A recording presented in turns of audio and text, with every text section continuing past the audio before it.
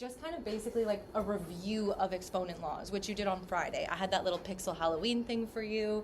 There was a sheet that was like extra practice of the exponent laws, which let's review them in case you weren't here Friday, right? Or you don't remember and you need another like little quick refresher. So we've got one where we're multiplying. So if I said like, for example, x to the power of a times, and I'm using a dot because using an x with x's gets confusing. So x to the power of a times x to the power of b, what does that give us? What can we do with them, the exponents? Yeah, if they have the same base and we're multiplying, we can add the exponents. So this is really going to be x to the power of a plus b. Alternatively, if I am dividing, I want to redo that. If I am dividing two things with the same base, then I can subtract them from each other. Number 3 is what if I've got like an exponent to an exponent? I can multiply. It's also called the power of a power rule. So this is when you can then say A times B, right? And then the last one I couldn't fit on this one, number 4, is just when something is to the power of 0. If anything's to the power of 0, what's the answer? 1. You feel like you want to say 0. It's a trick question because you're like anything times 0 is 0. But in this case, it's just saying this thing is not getting multiplied by itself at all. So it's just 1, right? That's the idea. So those are your kind of like 4 basic exponent laws. We're going to look at what if exponents are negative. That is an integer. An integer is like a negative number. So what happens if your exponent is a negative number? Right? So we're going to look at 2 rules. One is if your base is a whole number, which is like easy peasy, very nice. So if you've got a to the power of negative n, this is also like saying 1 over a to the power of n. So you're just throwing whatever your base is in the denominator and making it into a fraction. Remember how we talked about negative exponents before and we said we banish them to the basement?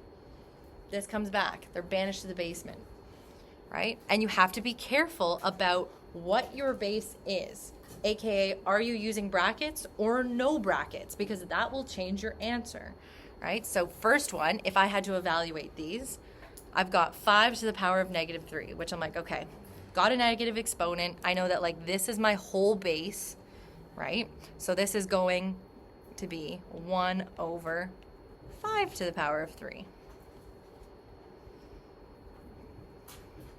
Right? So you can even say like arrows like this is your base, B for base, which then I can evaluate what is 5 to the power of 3. That's like saying 5 times 5 times 5.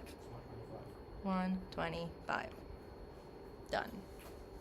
That's it. So we just had to kick it to the denominator, and then when it says evaluate, it says like what is that actually? Simplify just means keep it as like a exponent, put it in a positive exponent. Evaluate means actually solve it. Like what does this equal? Same thing with the one beside it. Notice I've got brackets around negative 4. So that's like me saying 1 all over negative 4 squared. Which what is 1 over negative 4 times negative 4? Positive 16. All right? Your calculator can do the heavy lifting, right? But it helps to see where it went. Now this one does not have brackets. Right? So we can't just kick the whole thing into the denominator and make it 1 over negative 3 to the power of negative 4. We can't do that. So it's like we're saying this is just my base. It's like you're saying negative 1 times 3 to the power of negative 4. Right? So when there's no brackets, we're going to keep the negative on top. And then 3 to the power of 4 goes in the bottom. So the negative is not attached to it. It gets to stay up top. And here, let me make that a little smaller so it doesn't look like 34. Right? And then this is where I'll evaluate and say, okay, what is 3 to the power of 4? 3 times 3, 27 times 4. 81. Voila. That's it. So no bracket, the negative's not attached to it. It gets to stay there. Is that okay? Is that all right? Concept's okay? Okay, cool. Now, if you have a fraction as your base, we do some cool rules. I'm going to show you like the proof as to why it is. But it's like saying, okay, this whole fraction, if it's got a negative exponent, we're used to kicking it to the denominator. So it's like we would be putting this whole fraction in a fraction, but that gets ugly, having a fraction in a fraction. So another way that we can write this is like if we just flip the fraction and the sign becomes negative. So now we're saying if we've got a fraction as our base to a negative exponent, if I want to write it as a positive exponent, I'm just flipping top to bottom, bottom to top. So now this is b over a to the power of n. Right? Way nicer, way easier. So okay, now I got to test it. I'm going to evaluate it. I've got 2 over 3 to the power of negative 2. I know that I can now write this as a positive exponent by flipping it. So this is now going to be 3 over 2 to the power of 2.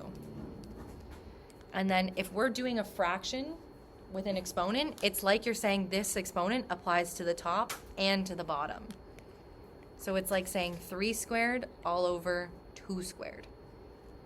Right? So not just the top number, the whole thing gets squared, which this should give me 9 over 4.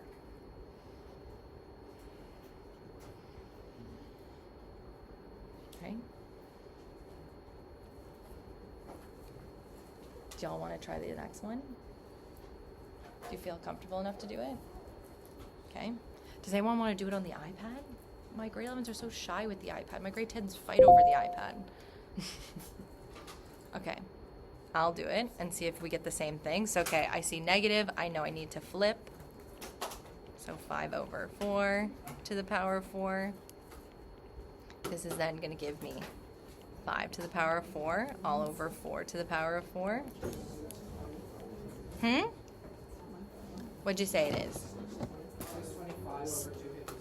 625 over 256. And then whether or not you could simplify that further is up to you. Your calculator can simplify, right? And then notice with this one, there is a negative on the inside. So that stays when we flip it, right? So this is going to be 6 over negative 1 cubed. It is, because it's within the overall brackets of like the fraction. So this would be like saying 6 to the power of 3 all over negative 1 to the power of 3. Right, so Lucas was saying, well, do I still have to put brackets around the negative 1 when I'm distributing the exponent to everything in the brackets? Which, yeah, because it's in brackets already in the fraction, we can. Right, so this is going to give me 6 to the power of 3 is, what is it? 216. And then negative 1 to the power of 3, negative 1 times negative 1, that's positive 1, times negative 1 again, negative 1. So whole thing is just going to be negative 216. Voila.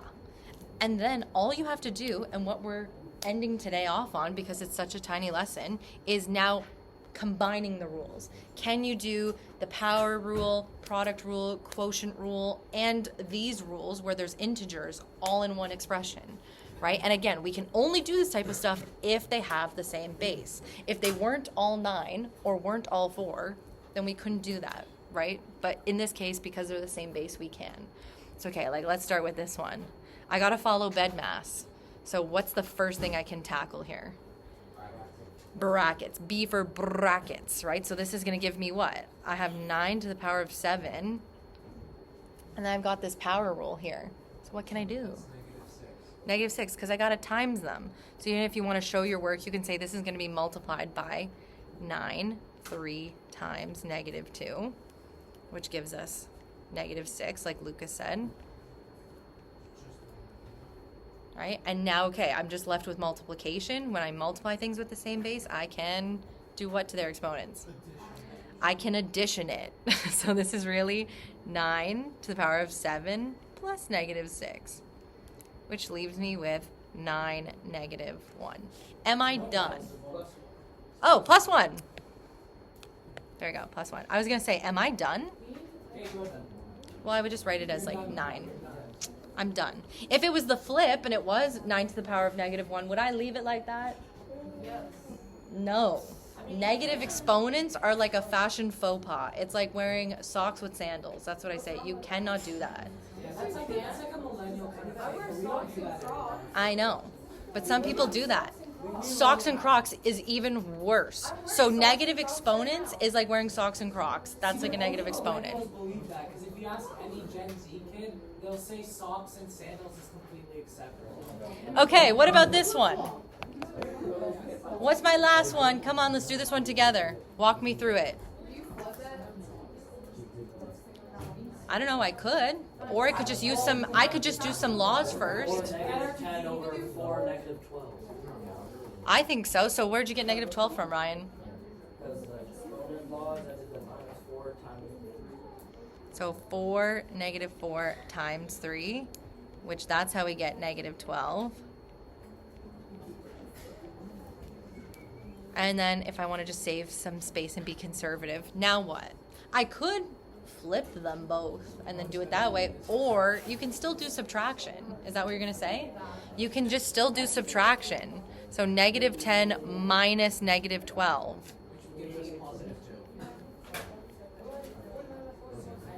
And then I have to evaluate. It says evaluate. So I need to actually say what 4 squared is equal to.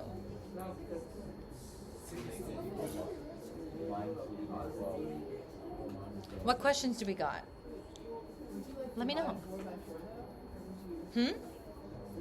Because we're only doing the exponents, right? We're only doing the laws with the exponents. We don't have to touch the coefficients at all. Hamza, what's the question? Let me know. What's the question? Yeah, we subtract the exponents. That's it. So we don't have to touch the 4. We don't have to do anything with the base. It's just the exponents. Exactly.